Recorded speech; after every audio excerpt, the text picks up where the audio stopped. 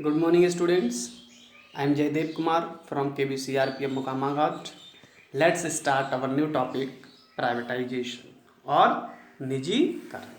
यानी प्राइवेटाइजेशन को हिंदी में निजीकरण कहा जाता है। ओके स्टूडेंट, प्रीवियस वीडियोस में हम लोग लिबरलाइजेशन के कॉन्सेप्ट को डिस्कस कर चुके हैं, जिसमें मैंने आपको बताया था कि इंडियन इकोनॉमी को लिबरल करने के लिए जो इकोनॉमी में गवर्नमेंट ने इंडियन इकोनॉमी को या इंडस्ट्री या वेरियस सेक्टर्स को इकोनॉमी के वेरियस सेक्टर्स को प्रोटेक्ट करने के लिए, प्रमोट करने के लिए जो रिस्ट्रिक्शंस लगाए थे 1991 में, उन रिस्ट्रिक्शंस को गवर्नमेंट ने रिमूव किया, उनको हटाया, जिन्हें हमने क्या नाम दिया? रिफॉर्म्स को लिबरलाइजेशन नाम दिया। ठीक है। फिर आपको बताया कि अंडर लिबरलाइजेशन गवर्नमेंट ने इंडस्ट्री सेक्टर में रिफॉर्म किए, यानी इंडस्ट्री सेक्टर के जो रिस्ट्रिक्शंस थे उनको रिमूव किया। फाइनेंशियल सेक्टर में जो रिस्ट्रिक्शंस थे उनको रिमूव किया। फिर फिस्कल सेक्टर में जो रिस्ट्रिक्शंस लगाए थे उनको रिमूव किया। फिर फॉरेन एक्सचेंज सेक्टर में रिफॉर्म्स किए, रिस्ट्रिक्शंस हटाए, और फॉरेन ट्रेड। ओके, तो इन सभी सेक्टर्स को जो गवर्नमेंट ने कंट्रोल किया हुआ था, रिस्ट्रिक्ट किया हुआ था 1991 में, लिबरल पॉलिसी, लिबरल रिफॉर्म्स के थ्रू इन सभी सेक्टर्स के रिस्ट्रिक्शन को हटा दिया गया। और इन रिस्ट्रिक्शंस के हटाने को क्या कहा गया? उदारीकरण कहा गया, यानी removal of economies restrictions is identified और कॉल्ड एज लिबरलाइजेशन। ओके, तो आई होप आपने प्रीवियस वीडियोस को देखा होगा और लिबरलाइजेशन के कॉन्सेप्ट में अब आपको कोई भी डाउट नहीं होगा। ठीक है, तो इसी होप के साथ स्टूडेंट्स अब हम अपना एलपीजी पॉलिसी का नेक्स्ट सेगमेंट यानी पी को डिस्कस करते हैं, यानी प्राइवेटाइजेशन को डिस्कस करते हैं। ठीक है, तो सबसे पहले स्टूडेंट्स हम इस वीडियो में सीखेंगे कि व्हाट इज प्राइवेटाइजेशन। प्राइवेटाइजेशन क्या है, निजीकरण किसे कहते हैं, या गवर्नमेंट ने जो 1991 में प्राइवेटाइजेशन की जो पॉलिसी अडॉप्ट की, वो पॉलिसी क्या थी, उसे प्राइवेटाइजेशन क्यों कहा गया। ठीक है, तो देखिए students, the transfer of ownership और मैनेजमेंट ऑफ गवर्नमेंट प्रॉपर्टी, यानी जो गवर्नमेंट की, आप जानते हैं, हम बहुत कई बार डिस्कस कर चुके हैं कि जब इंडियन इकोनॉमी में प्लानिंग को स्टार्ट किया गया था, यानी 1950 के बाद की बात करते हैं हम लोग, जब प्लानिंग को स्टार्ट किया गया या डेवलपमेंट प्रोसेस को जब स्टार्ट किया गया, तो आपको बताया गया था कि role of government was very important. Government का जो रोल था वो बहुत ही इंपॉर्टेंट था। क्यों? क्योंकि गवर्नमेंट अच्छे से जानती थी इस डेवलपमेंट प्रोग्रेस को करने के लिए जो कैपिटल की जरूरत है, वो कैपिटल हमारे पास नहीं है। दूसरा, हमारी पॉपुलेशन बल्क ग्रुप्स में पुअर थी, अनएम्प्लॉयड थी, अनस्किल्ड थी। तो ऐसी सिचुएशन में इकोनॉमी को मार्केट पर नहीं छोड़ा जा सकता, यानी प्राइवेट सेक्टर के भरोसे नहीं छोड़ा जा सकता। तो इन सब चीज़ों को ध्यान में रखते हुए गवर्नमेंट ने क्या किया कि अपने के लिए बहुत ज़्यादा, यानी हम कह सकते हैं मैक्सिमम रिस्पॉन्सिबिलिटीज ऑफ इकोनॉमी और society taken over by government. यानी हमारी इकोनॉमी की जो ज़्यादातर रिस्पॉन्सिबिलिटीज थी वो क्या किया गवर्नमेंट ने अपने अंडर ले ली, अपने ऊपर ले ली, ताकि उन सभी असेंशियल नीड्स को, उन असेंशियल प्रोडक्ट्स को, उन असेंशियल सर्विसेज को हमारे सिविलियंस तक इजीली पहुंचाया जा सके। और यही कारण था कि जब हमने अपना ग्रोथ प्रोसेस स्टार्ट किया था तो बहुत ज़्यादा इम्पोर्टेंस दिया गया हमारे पब्लिक सेक्टर को, गवर्नमेंट सेक्टर को। लेकिन 91 आते आते अब इतने इम्पॉर्टेंट रोल की ज़रूरत नहीं थी, गवर्नमेंट को इतनी ज़्यादा रिस्पॉन्सिबिलिटीज़ वेयर करने की ज़रूरत नहीं थी। ज़रूरत थी कि अब इंडियन इकोनॉमी में प्राइवेट सेक्टर को ओपन किया जाए, ज़रूरत थी इंडियन इकोनॉमी में अब फॉरेन सेक्टर को ओपन किया जाए। और जब क्राइसिस आया, क्राइसिस के बाद हम लोगों ने वर्ल्ड बैंक IMF से अप्रोच किया तो उन्होंने सजेस्ट किया कि आप इंडियन इकोनॉमी में फॉरेन सेक्टर को ओपन करो, प्राइवेट सेक्टर को ओपन करो। यानी इकोनॉमी में जो प्रॉपर्टी या जो रिसोर्सेस, जो अपॉर्चुनिटीज गवर्नमेंट ने अपने अंडर ले रखी हैं, गवर्नमेंट अंडर में जो भी रिसोर्सेस हैं या जो भी अपॉर्चुनिटीज हैं, इन अपॉर्चुनिटीज को अब प्राइवेट सेक्टर या फॉरेन सेक्टर के लिए छोड़ दिए जाएं, ओपन कर दिए जाएं। और जब भी इस गवर्नमेंट प्रॉपर्टी को, गवर्नमेंट रिसोर्स को, गवर्नमेंट मैनेजमेंट को स्टूडेंट्स हम प्राइवेट सेक्टर को हैंड ओवर करते हैं, ठीक है, या प्राइवेट सेक्टर को ट्रांसफ़र करते हैं, तो इस प्रॉपर्टी या रिसोर्सेस या मैनेजमेंट ट्रांसफ़र को ही क्या कहा जाता है, प्राइवेटाइजेशन कहा जाता है। यानी जिस मैनेजमेंट पर अभी तक गवर्नमेंट की ऑनरशिप थी, अब वो ऑनरशिप किसके हाथों में जा रही है, प्राइवेट सेक्टर के हाथों में जा रही है। जो प्रॉपर्टी अभी गवर्नमेंट के अंडरटेकिंग थी, गवर्नमेंट की ऑनरशिप में थी, वो प्रॉपर्टी अब किसके ऑनरशिप में ट्रांसफर की जा रही है, प्राइवेट सेक्टर के हाथों ट्रांसफर की जा रही है। या जो रिसोर्सेस अभी गवर्नमेंट की ऑनरशिप में थे, जो अपॉर्चुनिटीज अभी गवर्नमेंट की ऑनरशिप में थी, अब वो रिसोर्सेस एंड अपॉर्चुनिटी किसके हाथों ट्रांसफर की जा रही हैं, प्राइवेट सेक्टर के हाथों ट्रांसफर की जा रही हैं। तो स्टूडेंट्स आपको ध्यान रखना है, जब भी यहाँ पे आपको प्राइवेटाइजेशन का मीनिंग रखना नहीं है, समझना है, ठीक है। तो जब भी गवर्नमेंट प्रॉपर्टी या गवर्नमेंट मैनेजमेंट या गवर्नमेंट अपॉर्चुनिटीज या रिसोर्सेस, कुछ भी बोल लीजिए, 4 चीज़ें बोल रहा हूँ मैं, government property, number 2 government management, number 3 government opportunities, number 4 government resources. कोई बोल सकते हैं, चारों बोल सकते हैं, एक बोल सकते हैं, ठीक है। तो जब भी स्टूडेंट गवर्नमेंट अपॉर्चुनिटीज या मैनेजमेंट को प्राइवेट सेक्टर के हाथ में दे दिया जाता है, यानी ownership of government management and property transferred to private sector is known as privatisation.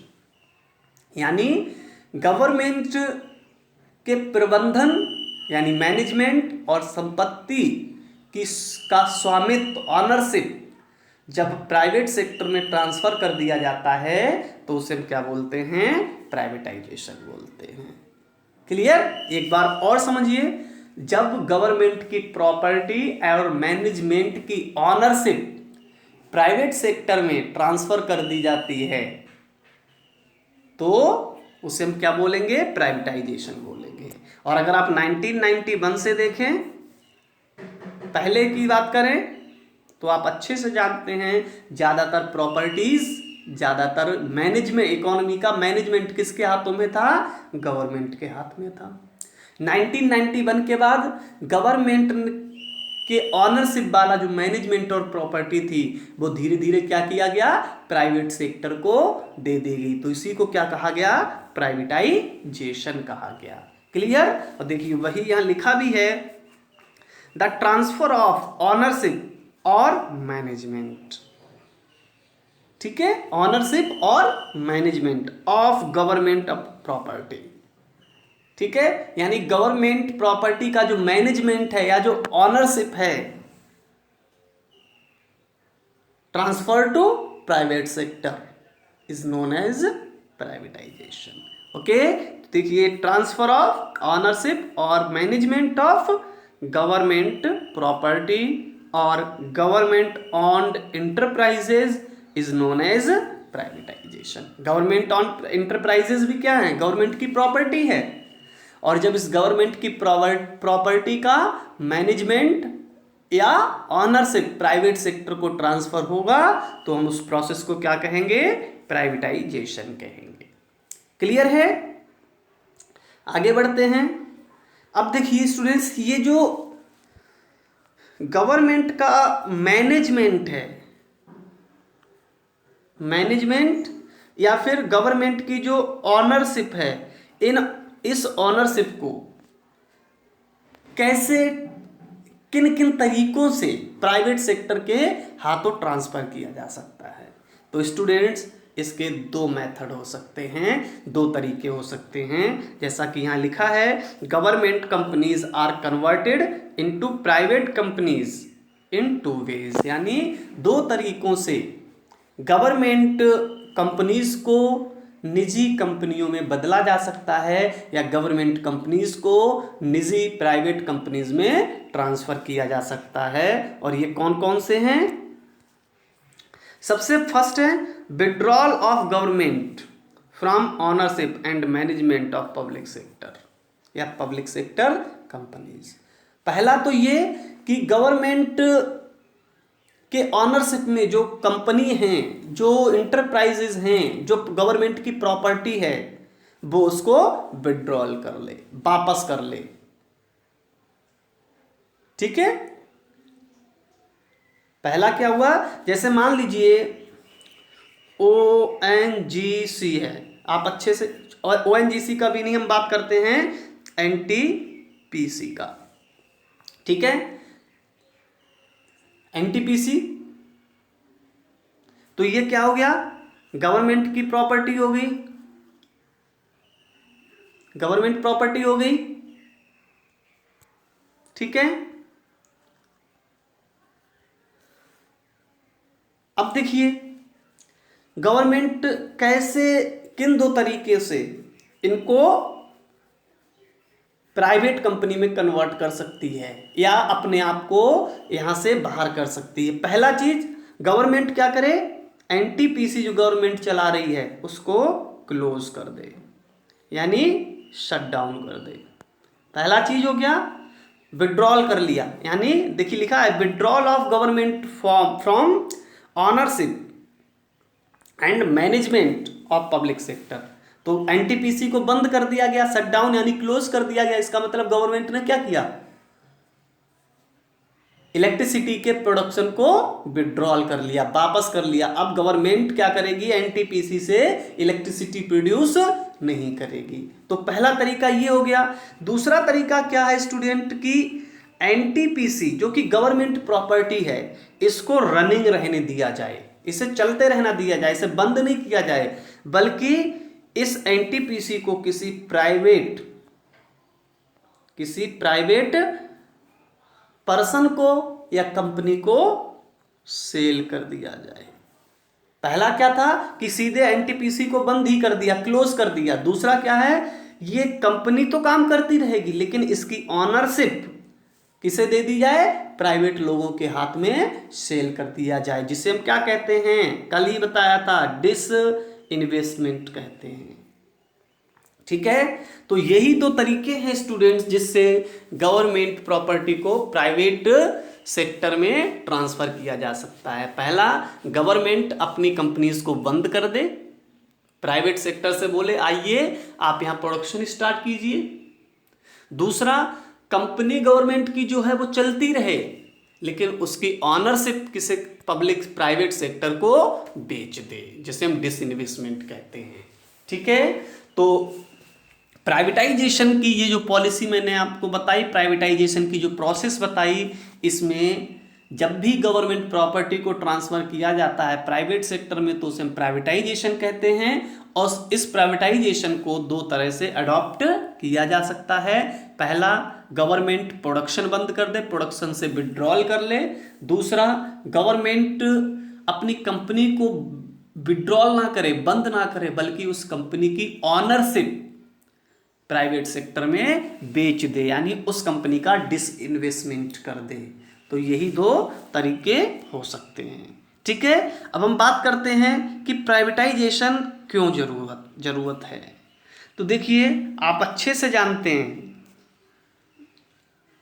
कि आप किसी भी गवर्नमेंट ऑफिस में जाइए, किसी भी गवर्नमेंट ऑफिस में, तो आप क्या ऑब्जर्व करेंगे, बिल्डिंग्स जो हैं बहुत अच्छे से बनवाई हैं, लेकिन किसी ने इस कोने में स्पिट कर रखा है, किसी ने दूसरे कोने में स्पिट कर रखा है, थूक रहे हैं लोग साइडों से,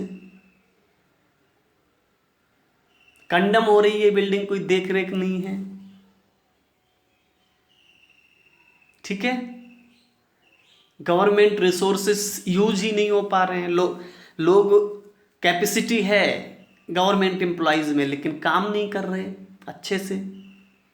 तो गवर्नमेंट सेक्टर में नंबर ऑफ प्रॉब्लम्स हैं, रिसोर्सेज बहुत हैं, अपॉर्चुनिटीज बहुत हैं, लेकिन वो फुल कैपेसिटी से काम नहीं कर रहे हैं, फुल कैपेसिटी से काम नहीं कर रहे हैं। दूसरा, फाइनेंशियल डिसिप्लिन सही नहीं है, फाइनेंशियल डिसिप्लिन ठीक नहीं है। इसको बताने की ज़रूरत नहीं है, आप अच्छे से समझ रहे होंगे कि गवर्नमेंट सेक्टर में कितना फाइनेंशियल डिसिप्लिन है। ठीक है, तो गवर्नमेंट ने या फिर प्राइवेटाइजेशन के लिए, और सेम आप देखिए प्राइवेटाइजेशन की ज़रूरत क्यों है। आपको मैंने अभी एक गवर्नमेंट ऑफिस का एग्जाम्पल दिया, आप ठीक उसी तरह सेम उसी तरह के ऑफिस में किसी प्राइवेट ऑफिस में चले जाइए, फिर आप देखिए दोनों का डिफरेंस आपको नजर आ जाएगा। प्राइवेट सेक्टर के एम्प्लॉयज फुल इफिशिएंसी से काम कर रहे होंगे, फाइनेंशियल मैनेजमेंट बहुत अच्छा होगा एज कंपेयर टू गवर्नमेंट, और वहां की जो फिजिकल कैपिटल है उसका भी मिसयूज नहीं हो रहा होगा, उसकी केयर टेकिंग की जा रही होगी। तो इन सब चीज़ों को ध्यान में रखते हुए ये जरूरी है कि गवर्नमेंट सेक्टर में भी कंपटीशन इंक्रीज किया जाए, कंपटीशन बढ़ाया जाए, ताकि गवर्नमेंट सेक्टर फुल इफिशिएंसी से, फुल कैपेसिटी से या मोर इफिशिएंट हो से काम कर सकें। समझ रहे हैं? इसी को ध्यान में रखते हुए इंडियन गवर्नमेंट ने प्राइवेटाइजेशन को एडॉप्ट किया। ये वही लिखा है, the purpose of privatisation according to the government was mainly to improve financial discipline and facilitate modernisation. दो इंडिया में जो प्राइवेटाइजेशन किया गया उसके पीछे दो मेन मोटिव थे। सबसे पहला कि जब गवर्नमेंट सेक्टर में प्राइवेट सेक्टर की एंट्री होगी तो वहाँ पर कंपटीशन बढ़ जाएगा, जिससे गवर्नमेंट एंटरप्राइजेस का फाइनेंशियल डिसिप्लिन भी इम्प्रूव होगा, सुधरेगा। और दूसरा, फैसिलिटेट मॉडर्नाइजेशन। जैसे ही प्राइवेट कंपनियां प्रोडक्शन में या इकोनॉमी में एंट्री करेंगी, वो नई नई टेक्नोलॉजीज, नए नए इनोवेशंस को अडॉप्ट करेंगी, और जैसे नई नई टेक्नोलॉजीज और इनोवेशन इकोनॉमी में अडॉप्ट होंगे तो इकोनॉमी की प्रोडक्शन कैपेसिटी भी इंक्रीज होगी। तो इंडियन गवर्नमेंट ने इन दो चीज़ों पर फोकस करते हुए, पहला to improve financial discipline and second facilitate as modernisation. Economy को मॉडर्नाइजेशन में फैसिलिटेट करने के लिए, इकोनॉमी की फाइनेंशियल डिसिप्लिन को इम्प्रूव करने के लिए गवर्नमेंट ने क्या किया, अपनी गवर्नमेंट प्रॉपर्टी की ऑनरशिप को प्राइवेट सेक्टर में ट्रांसफर करना शुरू कर दिया। The government divested that privatization could provide strong inflow of FDI. साथ ही साथ गवर्नमेंट का यह भी मानना था कि जब प्राइवेट सेक्टर इकोनॉमी में आएगा, एंट्री करेगा, तो प्राइवेट सेक्टर के एंट्री करने से क्या होगा, जो फॉरेनर्स होंगे, क्योंकि गवर्नमेंट एंटरप्राइजेस की बात करें तो गवर्नमेंट एंटरप्राइजेस बहुत अच्छी परफॉर्मेंस नहीं कर रहे थे, प्रॉफिट बहुत कम था या नहीं था।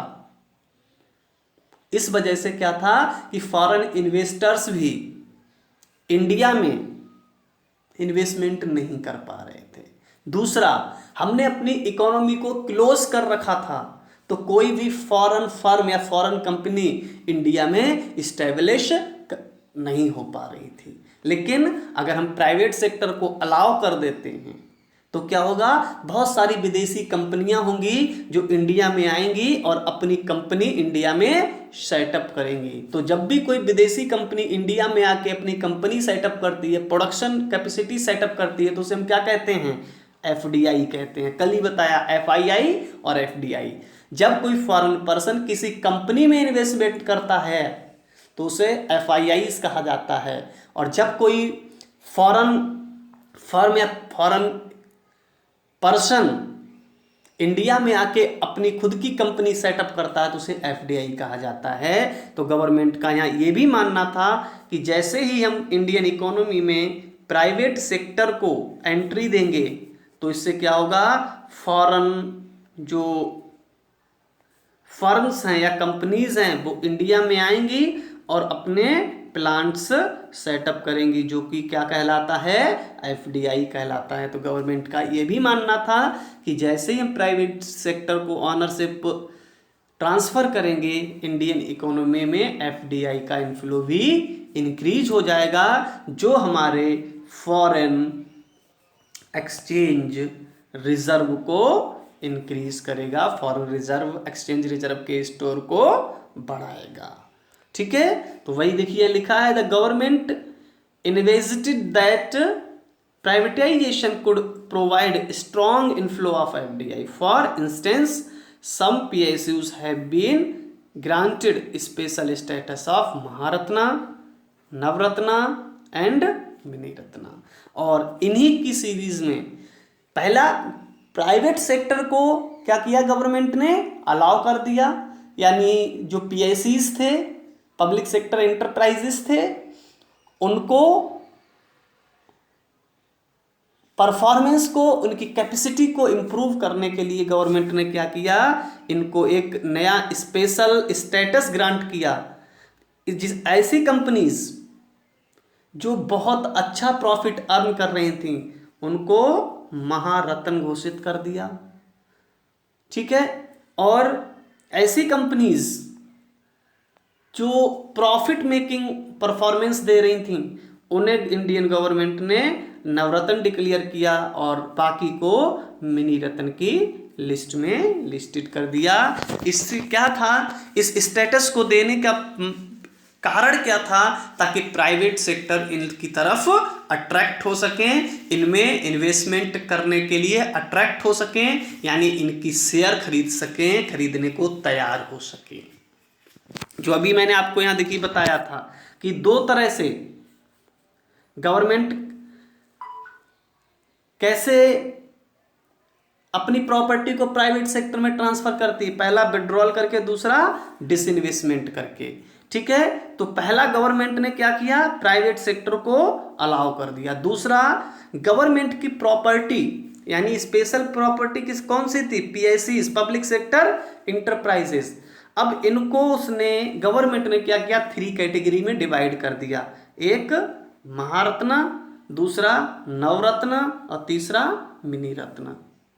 ये हाई प्रॉफिट मेकिंग कंपनीज थी, उनको महारत्ना की स्टेटस में दे दिया। जो नॉर्मल प्रॉफिट मेकिंग कंपनीज थी उन्हें नवरत्न का स्टेटस दे दिया, और जो बाकी पीएससीज थी उनको मिनी रत्न का स्टेटस दे दिया। तो अब जब प्राइवेट इंडिविजुअल्स, इन्वेस्टर्स जब देख रहे थे कि जो हाई प्रॉफिट मेकिंग कंपनीज हैं, गवर्नमेंट इनके शेयर मार्केट में सेल कर रही है, इनकी ऑनरशिप ट्रांसफर कर रही है, तो इनका प्रॉफिट स्टेटस देख के लोग क्या कर हुए, इनमें इनके शेयर, इनकी ऑनरशिप परचेज करने के लिए अट्रैक्ट हुए। तो गवर्नमेंट ने इन दो पॉलिसीज के हेल्प से इंडियन इकोनॉमी को प्राइवेटाइज किया। ठीक है, पहला कुछ जगह से, कुछ एरियाज से अपने प्रोडक्शन को विड्रॉल कर लिया।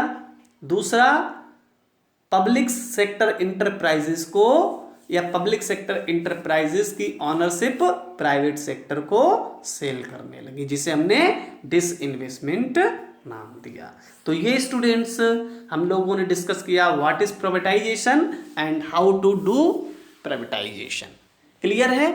अब हम बात करते हैं एलपीजी पॉलिसी के थर्ड सेगमेंट यानी जी, एलपीजी। हमने लिबरलाइजेशन को डिस्कस कर लिया, प्राइवेटाइजेशन को डिस्कस कर लिया, अब हम बात करते हैं ग्लोबलाइजेशन की। ठीक है, तो सबसे पहले स्टूडेंट्स हम लोग डिस्कस करते हैं कि व्हाट इज ग्लोबलाइजेशन। ठीक है, ग्लोबलाइजेशन क्या है? तो इकोनॉमी के फॉरेन सेक्टर्स में मैंने आपको बताया था, जब हम प्रॉब्लम्स ऑफ फॉरेन ट्रेड को स्टडी कर रहे थे तब हम लोगों ने डिस्कस किया था वहाँ पर कि गवर्नमेंट ने हमारे जो स्मॉल स्केल इंडस्ट्रीज हैं, इन इंडस्ट्रीज को प्रोटेक्ट करने के लिए दो तरह की पॉलिसीज को अडॉप्ट किया था। पहला, इंपोर्ट सब्स्टिट्यूशन पॉलिसी, याद आ रहा है? दूसरा, एक्सपोर्ट प्रमोशन। ठीक है, और एक्सपोर्ट प्रमोशन के लिए गवर्नमेंट के लिए कोई बहुत ज़्यादा इफर्ट नहीं किए गए थे, लेकिन इंपोर्ट सब्स्टिट्यूशन पॉलिसी के लिए आपको बताया था बहुत सारे क्वांटिटेटिव मेजर यूज़ किए थे गवर्नमेंट ने, जिसमें टैरिफ और कोटा, ये दो मेन मेजर्स थे, क्वांटिटेटिव मेजर्स थे, जिनकी हेल्प से गवर्नमेंट ने क्या किया था, अपने फॉरेन सेक्टर को काफ़ी हद तक कंट्रोल करके रखा था, जिसकी वजह से इंडियन इकोनॉमी वर्ल्ड इकोनॉमी से डिस्कनेक्टेड थी।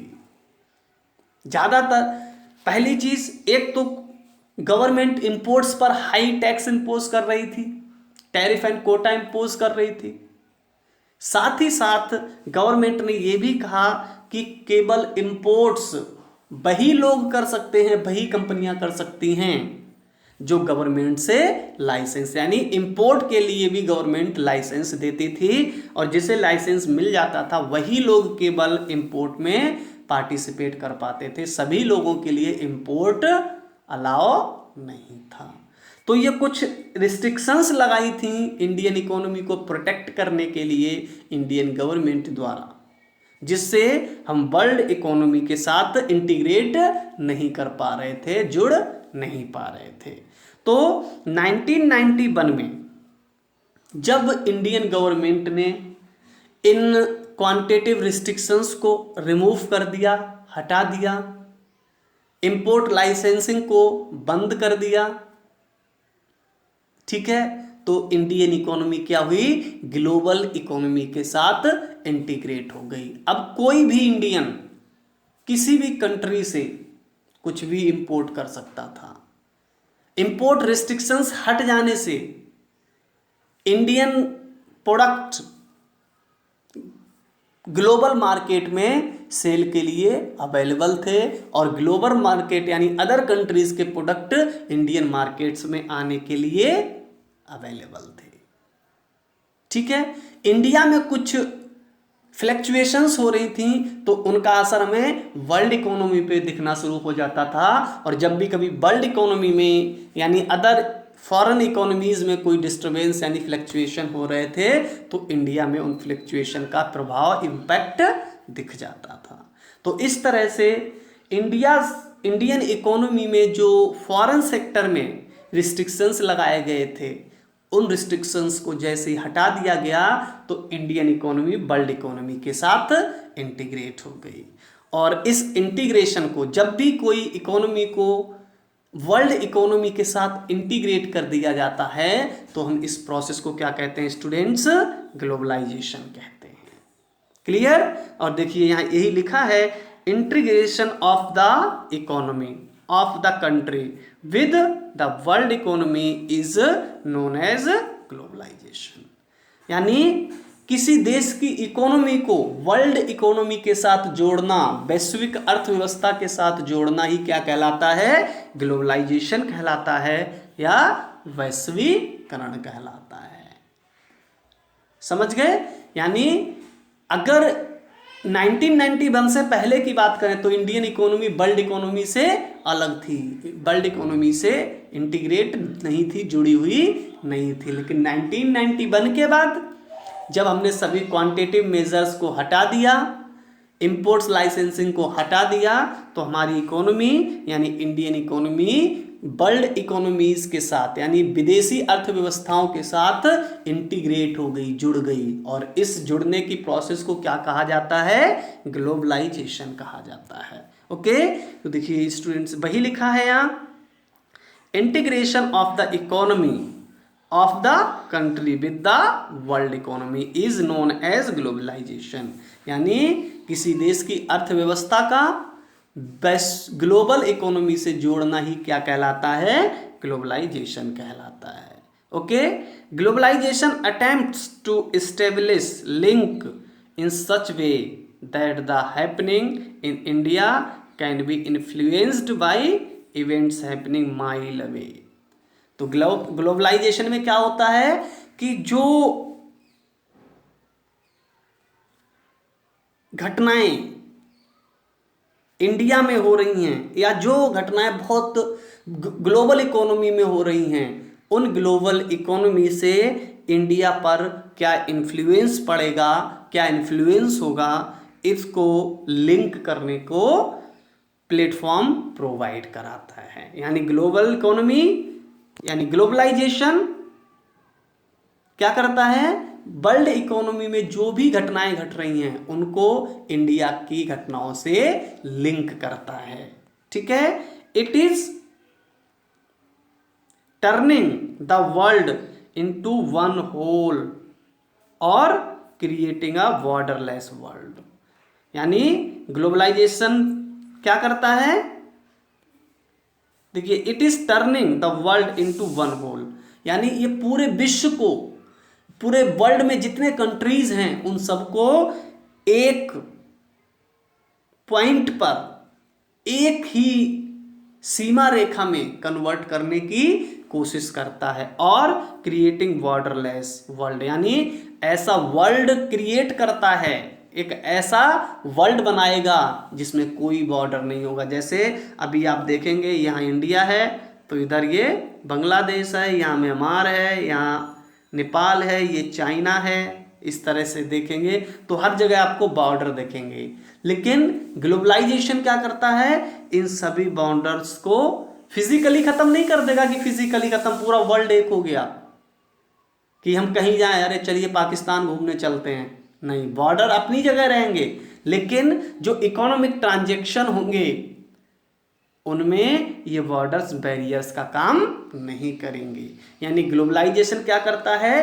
पूरी इकोनॉमी को एक यूनिट की तरह जोड़ देता है जिसमें बिजनेस को लेकर, ट्रेड को लेकर कोई भी बॉर्डर नहीं होगा। कोई भी कंट्री किसी कंट्री के साथ ट्रेड कर सकता है, कोई भी कंट्री किसी कंट्री के साथ एक्सचेंज कर सकता है।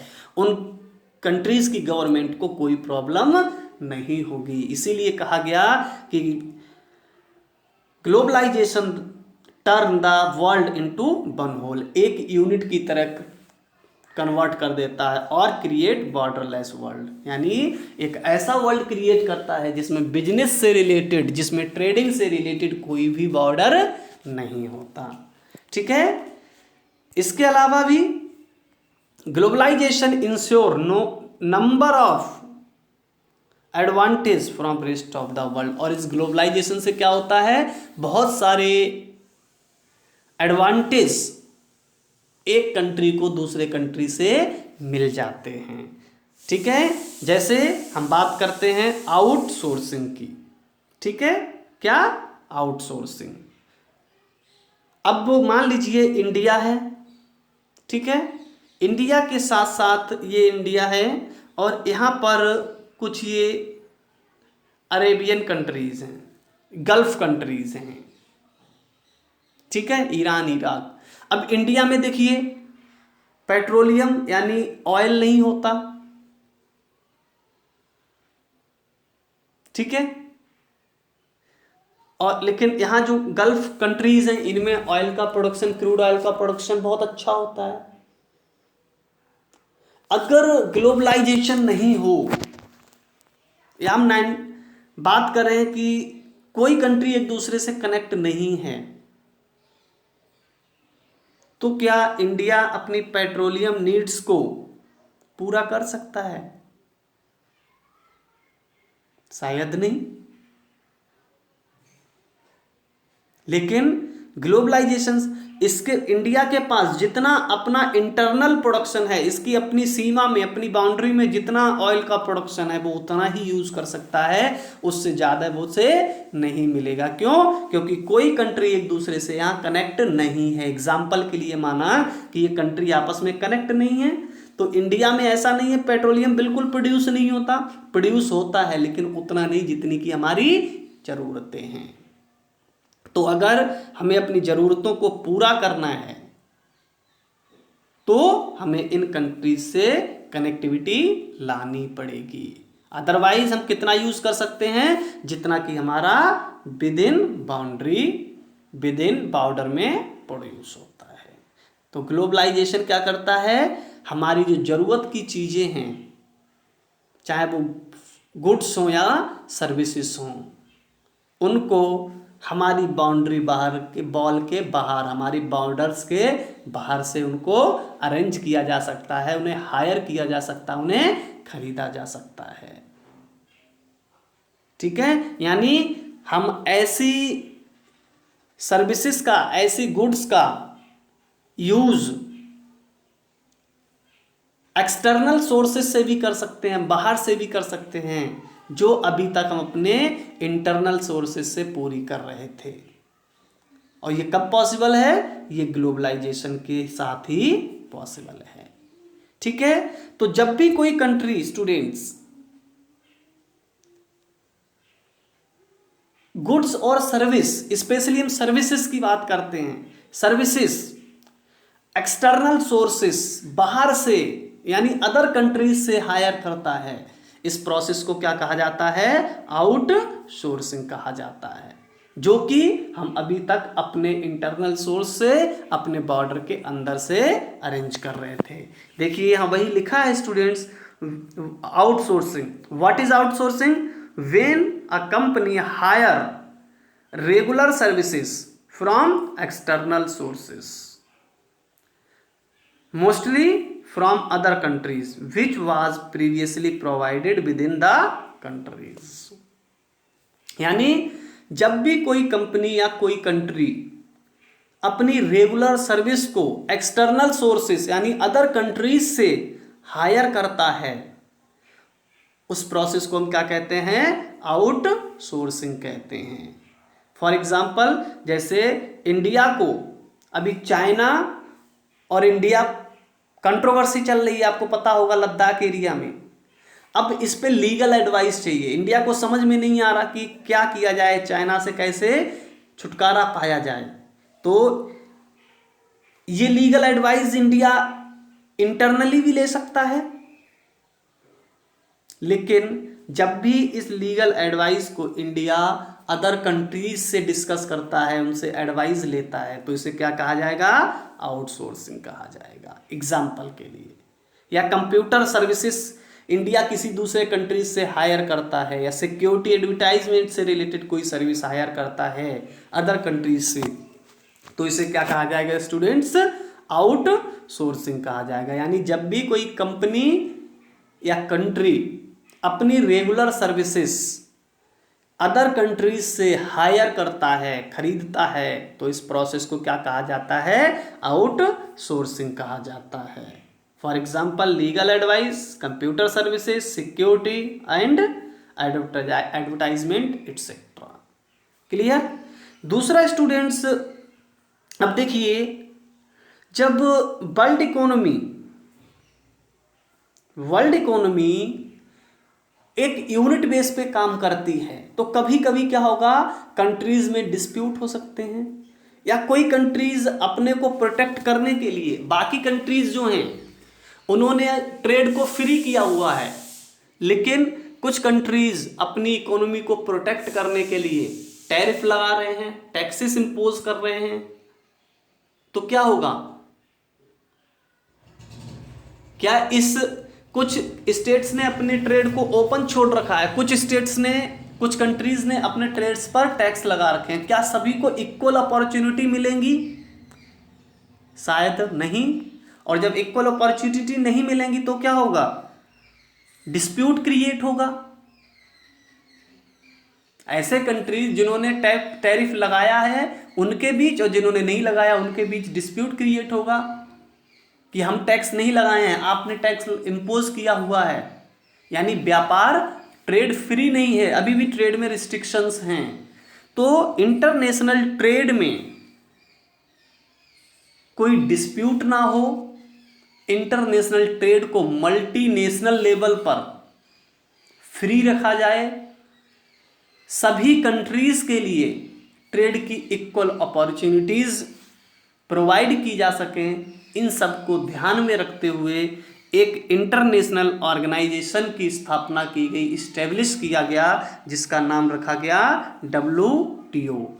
फुल फॉर्म इसकी क्या है? World trade organisation. W for world, T for trade and O for organisation, world trade organisation यानी WTO। और इसे इस्टेब्लिश कब किया गया? 1995 में। ठीक है, एज अपग्रेडेड टू गेट। ठीक है, यानी गेट की फुल फॉर्म क्या है? Journal agreement on trade and tariffs.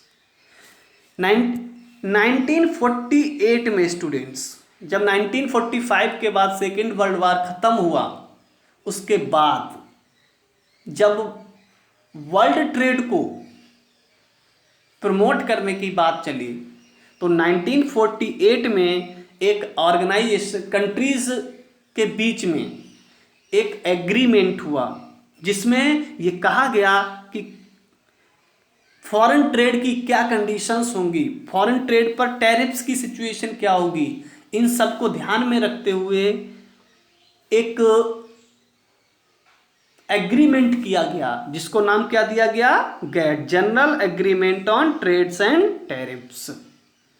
और 1948 से 1995 तक ये गेट ही वर्ल्ड ट्रेड को रेगुलेट करता था।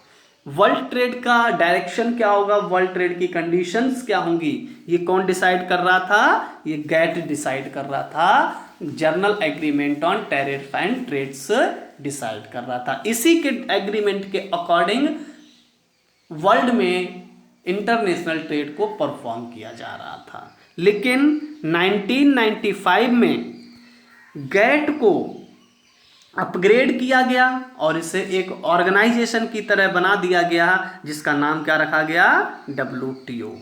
कब? 1995 में। जबकि गेट कब बना? 1948 में। तो 1995 में स्टूडेंट्स गेट को ही अपग्रेड करके WTO को इस्टेब्लिश किया गया था, जिसका काम क्या था? WTO was established with aim of providing equal opportunities of multinational trade। जो मल्टीनेशनल बहुत कई कंट्रीज के बीच में जो होने वाला ट्रेड है, उस ट्रेड की अपॉर्चुनिटीज सभी कंट्रीज को इक्वल रहें, इस उद्देश्य के साथ, इस टारगेट के साथ WTO यानी वर्ल्ड ट्रेड ऑर्गेनाइजेशन को इस्टेब्लिश किया गया। और ये इक्वल अपॉर्चुनिटीज कैसे प्रोवाइड कराई जाएंगी? Through removing of tariffs as well as non tariff barriers. यानी इंटरनेशनल ट्रेड पर जितने टाइप के टैरिफ्स बैरियर थे या नॉन टैरिफ बैरियर थे, उन सभी को हटाकर सभी कंट्री को इंटरनेशनल ट्रेड की इक्वल अपॉर्चुनिटी अवेलेबल कराने के एम से ही WTO को इस्टेब्लिश किया गया था। ओके, अब इंडिया की सिचुएशन क्या थी? As an important member of WTO, India has kept its commitment. यानी इंडिया भी क्या था? WTO का एक इंपॉर्टेंट मेंबर था, और इसी की वजह से, इसी को ध्यान में रखते हुए कि इंडिया एक बहुत इंपॉर्टेंट WTO का मेंबर है, इसी को ध्यान में रखते हुए India has kept his commitment. India ने अपने कमिटमेंट को पूरा किया। कैसे? Toward liberalisation. लिबरलाइजेशन के लेकर जो इंडिया का कमिटमेंट था, उसने उस कमिटमेंट को पूरा किया। कैसे? Of trade and remove quantitative restrictions and imports on reduced tariff rate। यानी इंडिया ने भी 1991 के बाद जो इंपोर्ट पर रिस्ट्रिक्शंस लगाए थे, क्वांटिटेटिव रिस्ट्रिक्शंस लगाए थे, उनको रिमूव करके और टैरिफ के रेट्स को कम करके इंडिया ने लिबरलाइजेशन को लेकर जो कमिटमेंट किए थे उनको पूरा किया। ठीक है, तो ये ग्लोबलाइजेशन की बात हुई स्टूडेंट्स। ग्लोबलाइजेशन क्या है? Integration of economy with world economy. World economy को इकोनॉमी के साथ जोड़ना ही क्या है? इंटीग्रेशन है। ठीक है, सॉरी, किसी भी इकोनॉमी को वर्ल्ड इकोनॉमी के साथ इंटीग्रेट करना क्या कहलाता है? ग्लोबलाइजेशन कहलाता है। ग्लोबलाइजेशन में का प्रॉफिट सबसे बेहतर मैं आपको बताया आउटसोर्सिंग। तो आउटसोर्सिंग क्या है? जब भी कोई कंट्री अपनी रेगुलर सर्विस एक्सटर्नल सोर्सेस यानी अदर कंट्रीज से हायर करती है, उसे हम आउटसोर्सिंग कहते हैं। और इस पूरे ग्लोबलाइजेशन यानी यूनिटरी वर्ल्ड को जो ग्लोबलाइजेशन से पॉसिबल हुआ है, इसमें ट्रेड बैरियर्स को हटाकर सभी कंट्रीज को इक्वल ट्रेड अपॉर्चुनिटी अवेलेबल कराने के उद्देश्य से 1995 में क्या हुआ? WTO को इस्टेब्लिश किया गया था, जो GATT general agreement on trade and tariffs, जिसे 1948 में इस्टेब्लिश किया गया, उसका अपग्रेडेड वर्जन था। ओके, तो स्टूडेंट्स, इस वीडियो में हम लोगों ने दोनों टॉपिक्स को कवर किया है, प्राइवेटाइजेशन एंड ग्लोबलाइजेशन। तो आप इस वीडियो को ठीक से देखिए, समझने की कोशिश कीजिए। कोई प्रॉब्लम, कोई कंफ्यूजन है तो मेरे साथ शेयर कीजिए, ठीक है, और नोट्स बनाइए, उन्हें क्लासरूम में अपलोड कीजिए। नेक्स्ट वीडियो में हम इकोनॉमिक रिफॉर्म्स का यानी LPG पॉलिसी को रिव्यू करेंगे, क्रिटिकल अप्रेजल करेंगे कि ये पॉलिसी कितनी सक्सेसफुल रही, इसके क्या पॉजिटिव रिजल्ट्स थे, क्या नेगेटिव रिजल्ट थे, क्या गवर्नमेंट ने इस पॉलिसी को अडॉप्ट करने के बाद जो गवर्नमेंट के टारगेट थे, क्या उन सभी टारगेट को पूरा कर पाई या नहीं कर पाई, ये हम अप्रेजल नेक्स्ट वीडियो में पढ़ेंगे। Okay, thank you.